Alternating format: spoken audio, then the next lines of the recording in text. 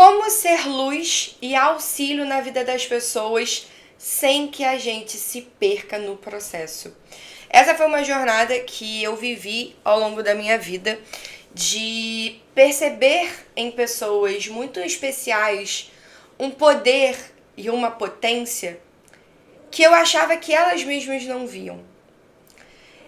E nesse atual momento eu tô passando por isso de novo.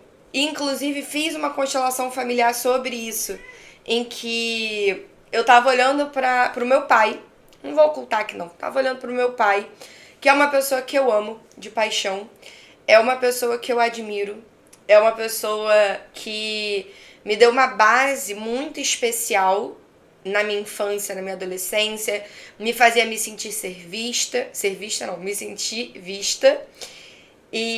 Mas meu pai fez escolhas na vida dele que eu honro as escolhas dele, só que eu vejo potencial desperdiçado, ou pelo menos eu via. E o que isso tem a ver comigo? Né? Como que eu deixei de me afundar nos processos dos outros para me tornar a rainha do meu próprio processo? Primeiro de tudo, eu comecei a entender que quando eu estava buscando salvar pessoas, eu estava num espaço em que eu via potencial nessa pessoa, eu via eu conseguindo ser a guiança dessa pessoa, eu sendo esse caminho de luz e de possibilidades, eu admirando e reconhecendo a minha inteligência, a minha sabedoria, a minha consciência. Eu me sentia muito altruísta, muito empática. Só que isso tudo é verdade. Mas e o que tá por baixo disso? Porque o nosso ganho não é só tipo, é porque eu sou empática. Esse não é o ganho secundário. O ganho secundário é quando você realmente sente que você ganhou algo com isso. Ser vista por essa pessoa, ser escolhida, ser a principal, ser a salvadora, que é muito comum. E aí eu percebi que isso foi uma porrada que eu tomei de uma psicóloga. Não no sentido literal, óbvio, né? Foi a consciência que foi uma porrada. Eu tava conhecendo uma menina que, gente, nossa, eu tava assim, completamente assim, arriada por ela. Assim, arriada mesmo, me arriei inteira, assim. Me entreguei. E foi a primeira menina que eu fiquei pós-término da relação, né? E não é segredo pra ninguém, ela mesma sabe que eu fiquei arriada, então, tipo assim. É vulnerabilidade falar sobre isso, mas não é como se ela não soubesse, porque era bem nítido. E quando ela tava nos momentos de desafio dela, ela falava pra mim, nesses momentos eu não escolho interagir com ninguém. E eu, como tinha muito vitimismo em mim, eu tinha esse espaço de querer salvar o mundo. E por que eu queria salvar o mundo, salvar as pessoas? Além de todas essas luzes que eu trouxe, o que estava por baixo disso era: eu não consigo me salvar. Eu não consigo lidar com os meus próprios processos. Portanto, eu vou pegar pessoas que eu julgo que não sabem lidar com os processos delas, para que eu possa resolver o problema delas e assim elas se toquem no coração delas e elas escolham me salvar. Então era como se fosse uma troca de processos. Eu faço o teu processo, tu faz o meu. E ninguém cresce. E ninguém de fato aprende. Porque a verdade é que se esse problema não tá na tua vida, é porque provavelmente ele não é teu. E é por isso que você consegue lidar com mais facilidade. E aí o que a psicóloga me trouxe foi: será que você não tá tentando resolver os problemas dela pra fugir dos seus e o teu tu joga tudo pra debaixo do tapete? E você pode falar assim, nossa, esse foi o tapa? Ou então você fala, caraca, foi realmente um tapa, mas piorou. Piorou. Porque ela ainda foi mais fundo. Ela falou assim, e outra? Será que não cabe aqui você reconhecer que você tá sendo arrogante e não empática? Gente, eu que me considerava o suprassumo da empatia, me meteu um arrogante. Eu falei assim, como assim? Arrogante, não consigo cruzar os braços que minha filha tá apoiada aqui. Como assim arrogante? Eu estou fazendo com a melhor das intenções. Eu quero que essa pessoa fique bem. Eu quero mostrar pra ela que se ela segurar na minha mão, eu sei o caminho. Olha só, e eu achando que isso não era arrogância. Aí ela falou assim, mas quando você faz isso, você reconhece e admite que essa pessoa é uma fraca. Que só você consegue resolver, ou melhor, que você resolve melhor do que ela, sendo que a vida é dela. E aquele desafio é pra ela se desenvolver. Não foi, vida? Aconteceu isso na vida de mamãe. Você não tava na minha vida ainda não, acho que você não era nem nascida. Mas aconteceu, escuta a fofoca também, tá bom? Coisa linda de mamãezinha. É muito linda a mãe dela, muito linda.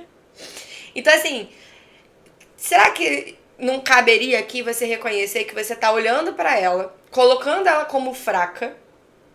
Porque eu me achava fraca, por isso que eu colocava ela como fraca. Tudo é um espelho, gente, essa realidade é um espelho. E aí você tenta salvar ela, desempoderando ela e se colocando no espaço de que você é melhor do que ela nisso.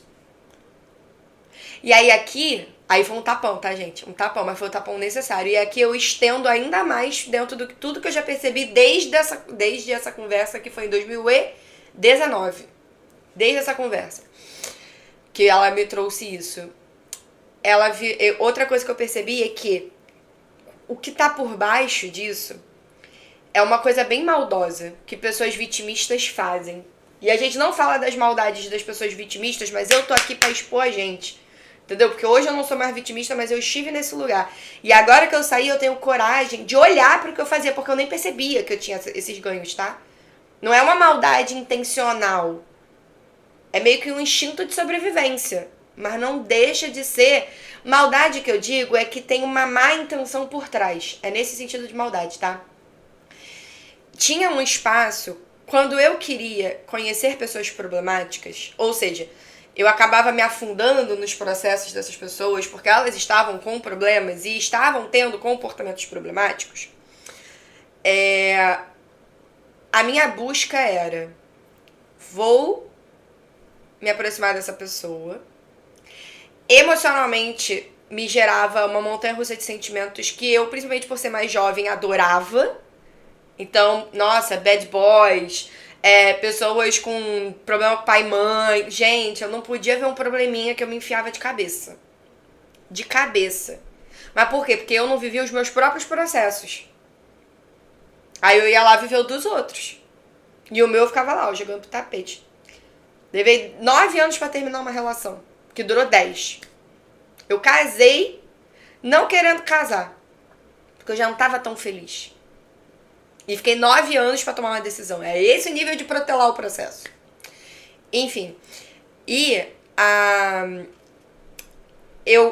o plano não era muito consciente, mas era um plano.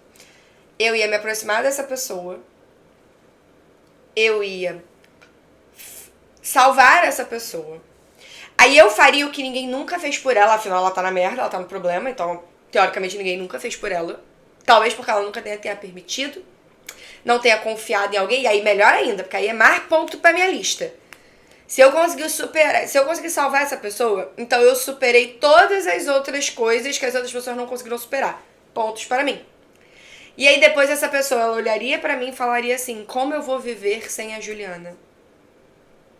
Se foi por causa dela que eu consegui me salvar. E a pessoa vitimista é a pessoa que se sente impotente diante da vida. Gente, o vitimismo, ele não é um espaço de julgamento, não. É um comportamento que acontece por causa de baixa autoestima. A pessoa vitimista é a pessoa que tem uma postura diante da vida que fala assim: eu não posso mudar isso. Eu não tenho força suficiente. Eu não sou capaz. É uma dor de impotência. Então imagina alguém se apaixonar por você porque viu em você uma potência de salvar a vida de outra. Percebe que tem uma maldade, mas não é ruindade? Não uso muito esses termos, mas acho que tá dando pra entender, né? Ai, filha, desculpa. Me perdoa, eu esbarrei no seu rostinho, né? Desculpa. E aí, era esse espaço de tipo assim, nossa, o que eu buscava era dependência emocional da pessoa para comigo. Porque aí se ela tivesse dependência emocional, eu não a perderia. Porque outra dor que eu tinha muito grande, que talvez pessoas vitimistas tenham, é o medo do abandono. Então, tudo que eu podia fazer para não ser abandonada, eu buscava fazer. Tudo que estava ao meu alcance. Inclusive abandonar primeiro. Quantas relações eu não dialoguei e eu escolhi ir embora porque eu pensava assim, já que vai me abandonar porque eu estou percebendo, eu vou na frente. E aí eu evitava o abandono, ficando apenas com o abandono, porque na verdade eu tomei essa decisão porque eu já projetei e já interpretei, eu tinha certeza de que eu ia ser abandonada. E muitas das vezes ia mesmo, tá, gente? Mas não é abandono, é só um encerramento de ciclo. O ponto de vista do abandono é o ponto de vista pela dor, porque o evento é neutro. Captou? E aí, ao invés de eu lidar melhor com isso, eu falava assim, vou abreviar esse processo. Que até essa pessoa perceber que ela tá se afastando e se afastar de vez, eu vou ficar vendo ela indo. Então eu vou virar as costas e vou embora primeiro. E tá tudo bem a gente virar as costas e ir embora primeiro, tá? O ponto não é esse, o ponto é sobre que narrativa você tá fazendo essa escolha. É sobre a narrativa de eu sou uma coitada e mais uma vez ninguém quer ficar comigo? Ou é sobre uma visão de, o ciclo se encerrou, eu tô vendo que essa pessoa tá até com dificuldade de encerrar, mas é isso, aconteceu. Vamos fechar essa porta logo então, porque não tem mais energia aqui. Percebe qual é a ótica que você tá colocando nessa relação? Sabe? E aí que, depois de eu ter percebido isso tudo, eu comecei, principalmente depois da minha última relação amorosa, eu comecei realmente o meu despertar espiritual. Dizem que a gente começa um despertar espiritual depois de uma torre, né? Quando a torre aparece na nossa vida. E, gente, torre é um evento meio traumático. Assim, eu tava conversando, vou mostrar pra vocês a carta da torre. Quem não sabe, eu sou taróloga, né? Vou mostrar pra vocês a carta da torre. Corpo, me mostra com clareza. Não tá aqui, né? Deixa eu passar mais rápido. Tá na segunda parte, tá. Caraca, ela aqui, ó. Era a primeira da fila. Como pode melhorar? Torre, olha essa energia aqui, ó. É uma força, um raio que vem do céu e derruba todas as suas estruturas. Gente, cai tudo. Cai emprego, relacionamento, autoestima. Cara, eu costumo brincar que é como se... Aqui, ó. A carta é essa daqui, ó. É como se de uma árvore eu me tornasse um graveto. Sabe? De uma árvore você se torna um graveto, que cai tudo. E o graveto é só o seu ser infinito, sabe? Tipo, sobra nada, gente. É muito, muito forte. E a torre, ela acontece quando a gente tem muito apego. Eu tinha apego a tudo. Eu sou regida pelo arcano do eremita, que é o arcano 9, que é inclusive regente de 2025. Esse vídeo é de 2025, né? Inclusive, você já deixou um like? Tá aqui até agora me escutando? Deixou um like, se inscreveu no canal? Vamos bater essa meta de 10 mil, gente. Nossa, eu tenho um sonho. Pode pôr no sonho. Eu tenho um alvo de bater 10 mil pessoas aqui. Então, assim, deixa um like pra que esse vídeo chegue em mais pessoas. Pra que eu possa continuar entregando o meu servir. Se você gostou desse conteúdo. Enfim, voltando. E aí, a torre é esse espaço de apego. Eu, como regida pelo arcano eremita, eu sou regida pelo encerramento de ciclos. O número 9 é o número do encerramento de ciclos. É o último número da sequência de 1 a 9. Sabe? É o último número. Porque tem interpretações em que a gente só conta até 9 os anos. Então, por exemplo, ano que vem vai ser ano 1, 2026 vai ser ano 1. Volta a contagem, entendeu? Então, o 9 ele tem essa energia de encerramento de ciclo. E enquanto eu não entendia isso, eu sofria muito com os encerramentos de ciclo, mas eu sofria muito. Até que chegou um momento que eu segurei tanto os ciclos e ele tava tão problemático, porque assim, eu já tinha sido agredida fisicamente, eu já tinha sido traída num relacionamento aberto, eu já tinha sofrido alguns outros tipos de abuso, na verdade todos os tipos de abuso eu passei. A pessoa já tava com outra pessoa, que era uma regra que ela mesma tinha inventado. E ainda assim, eu fui agredida fisicamente 2 vezes. E ainda assim eu não soltava o santo da pessoa. A pessoa nitidamente já não queria mais nada comigo, já não gostava de mim. Mas eu também não gostava mais de mim. Então a gente dava match. Então, veio a torre e falou assim, filha, vou quebrar essa porra toda porque uma hora tu tem que sair do lugar, cara, tu vai acabar morta.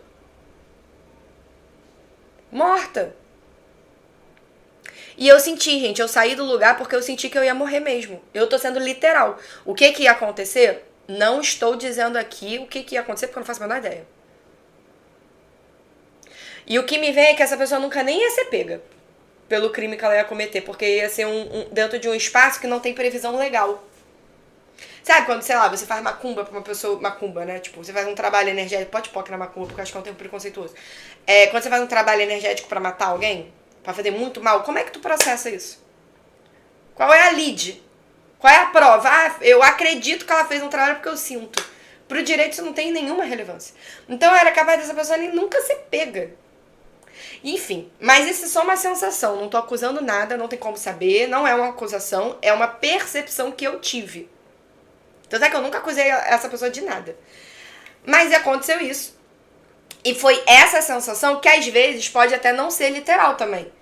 De repente essa sensação veio e eu interpretei como medo da morte, porque talvez pudesse ser outra coisa. Pudesse ser, sei lá, eu ser expulsa de casa e acabar ficando na rua. E aí, em última instância, eu poderia morrer. Várias camadas, gente. Nem tudo é tão literal. Mas o fato é, eu senti medo da morte e meti meu pé. Porque eu falei, se eu ficar aqui eu vou morrer. Como? Por quê? Não tô nem afim de ficar pra descobrir. E aí eu comecei o meu processo de despertar espiritual. E a partir desse momento, em que eu admiti pra mim mesma, cara, eu tenho uma caralhada de problema pra resolver. Tenho. Aí eu fui olhar minha relação com a minha mãe. Aí eu fui olhar minhas últimas relações. Aí eu fui olhar o quanto eu não me achava potente. Aí eu fui olhar o meu vitimismo. Aí eu olhei todas as vezes em que eu fui estuprada nessa vida. Que eu já falei isso pra vocês, eu não tenho nenhum problema de falar sobre isso. Não tenho ponto de vista. Porque isso tudo foi a Ju vitimista que criou na vida dela. E eu honro demais as escolhas da Ju. Porque, gente, não é fácil não. Mas não é fácil mesmo passar por um estupro. Ainda mais por vários. Ainda mais por incontáveis. E ainda mais sem você nem perceber. Que aí você nem entende o que tá acontecendo. Mas você sente que tem uma coisa errada. Você percebe que chorar dentro de uma dinâmica de sexo que não seja aquele choro de prazer, sabe aquele choro que a gente tem depois que goza? Não é esse o choro. É o choro de eu não queria estar aqui. É estar numa dinâmica sexual em que eu ficava assistindo o Big Brother, ou ficava pensando na lista do mercado, qualquer coisa que me pudesse me dissociar daquela dinâmica naquele momento, porque eu não queria estar ali. Então, eu precisei olhar pra tudo isso. Foi um processo muito doloroso. E foi um processo, como tudo é muito sincrônico, eu tava no ano da sacerdotisa nesse momento. Sacerdotisa é o arcano do autoconhecimento, da introspecção, sabe? Eu fiquei muito introspectiva no ano da sacerdotisa. Foi um ano inteiro sem sair de casa, nem para ir ao mercado. Eu ficava o dia inteiro dentro de casa. Eu pegava sol no meu quintal. Inclusive foi quando o canal no YouTube nasceu. Foi no ano da sacerdotisa. Então se você pegar o meu primeiro vídeo aqui, não é o primeiro vídeo do canal inteiro, porque em 2019 eu gravava uns conteúdos ali já tentando ter uma coragem, mas eu não contava pra ninguém, os vídeos não tem visualização porque eu escondia tudo. Eu não queria ser vista, eu só queria agir. Mas o primeiro vídeo, e eu que descobri que eu era controladora, acho que é esse o título. Tem, se eu não me engano, 17 mil visualizações aquele vídeo. Inclusive foi um outro gatilho, porque aquele vídeo também foi um processo de autoconhecimento, porque eu fui tão assediada naquele vídeo que eu parei de usar decote. Só que, gente, eu só uso decote. Eu amo usar decote. E aí eu não tava disposta a receber dos assédios. Receber não é aceitar. São coisas diferentes. Eu não tava disposta a receber. E aí eu comecei a me tampar, me esconder, escondi minha voz. Eu já tinha medo desse meu ex, porque quando a gente terminou, eu fiz um diário do término no TikTok. Porque eu tava em outro estado, eu tava me sentindo muito sozinha. Então eu queria ter com quem falar. E, gente, eu não comia, eu só chorava. Eu acordava com o olho já cheio d'água. Como assim? Então eu precisava falar, porque eu me curo falando. E aí aquele excesso de assédio, somado ao medo que eu já tinha desse meu ex, porque quando eu fiz o diário do término, segundo ele, a mãe dele brigou com ele, eu acredito que seja verdade, e ele brigou comigo. E aí foi um caos, gente, foi quando minha vida se tornou um inferno. Se ele tava sendo comedido no inferno que ele tava criando, ali ele descaralhou. Foi, nossa, gente. Acho que naquele dia o diabo sentou e aprendeu com ele um pouco mais, sabe assim? Tipo, foi punk mesmo. Mas foi importante, porque aí eu finalmente fui pra vida, né? Falei, vambora. E aí, quando eu comecei a perceber que eu tinha muitos processos pra encarar, eu tinha muitas coisas pra admitir, eu tinha muito ponto de vista com dinheiro. Eu tinha ponto de vista de que se eu recebesse dinheiro, eu não seria vista e não receberia amor da minha mãe. Porque a minha mãe foi uma pessoa que trabalhou a vida toda, gente. Minha mãe trabalhava muito, muito. Então a forma que a minha mãe se fazia presente era dando presentes. Era fornecendo bens materiais. Porque pra minha mãe era muito importante que nós estivéssemos materialmente bem. Portanto, e ela também, né? Então ela trabalhava, tipo, ela saía de casa às 6, 7 da manhã e 1 hora da manhã ela chegava em casa e tava trabalhando até as 2. Pra 6 horas estar na rua de novo. E ela amava essa dinâmica, tá, gente? Não é no espaço de pobretona, triste, endividada, não sei o quê. Não, minha mãe era diretora. Minha mãe era pica. Inclusive, era outra coisa que eu admirava muito nela. O workaholic nela. Que eu também tenho uma tendência ao workaholic. Então, e eu gosto. Não é workaholic, né? É hiperfoco, na verdade. E eu gosto de hiperfocar nas coisas.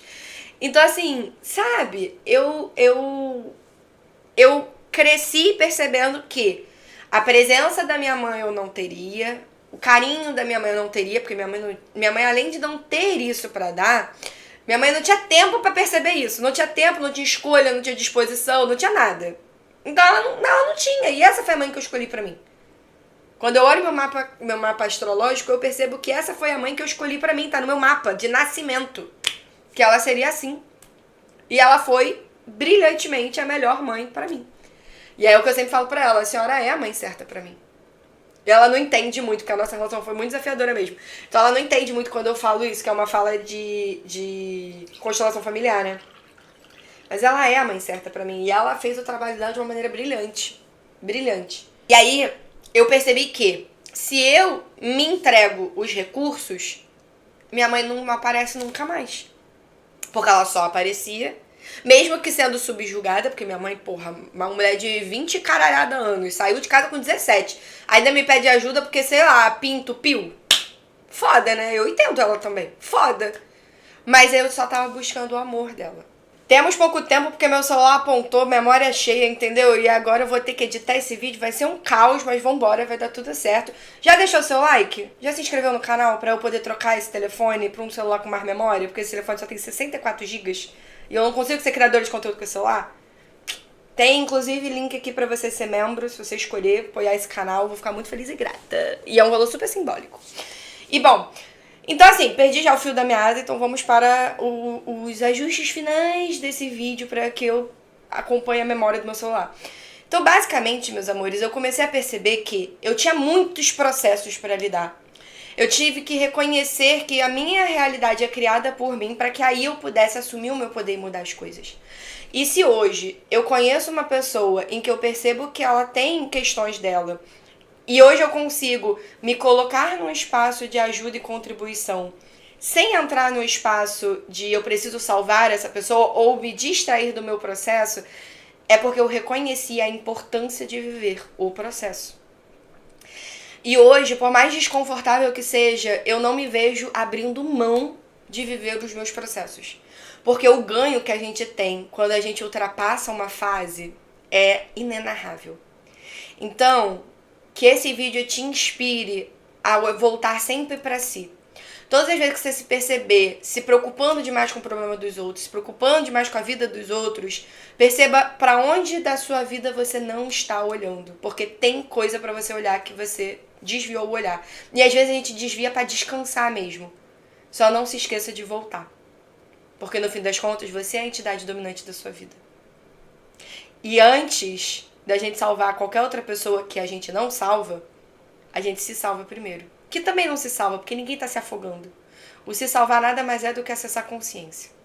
Tá bom? Um beijo, gratidão por ter escolhido estar aqui. Se você sentir de deixar um comentário, recebo disso. E até o próximo vídeo. E tchau!